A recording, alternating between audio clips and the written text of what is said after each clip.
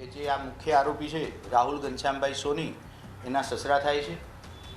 કૌટુંબિક કોઈ કારણોસર સસરા અને જમાઈ વચ્ચે ટેલિફોનિક મનદુખ થતાં આરોપી રાહુલ ઘનશ્યામભાઈ સોની કે જે સેટેલાઇટ વિસ્તારમાં રહે છે તે કાલે બપોરના સમયે એના સસરાના ઘરે બનાવવાળી જગ્યાએ આવી ઘરની બહાર પોતાની પાસે રહેલી 12 બોર રાઇફલમાંથી 2 રાઉન્ડ ફાયર કરેલ છે.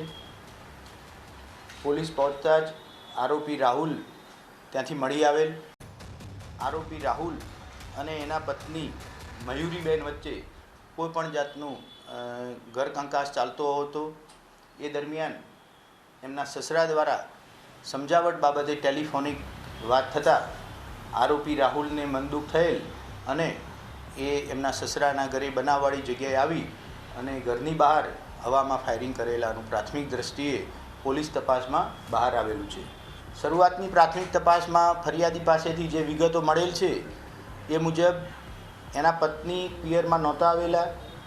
આરોપી અને એના સસરાની વચ્ચે કોઈ કારણસર મનદુખ થયેલ અને આરોપી પોતાના ઘર સેટેલાઇટથી સસરાના ઘરે હથિયાર લઈને નીકળેલ.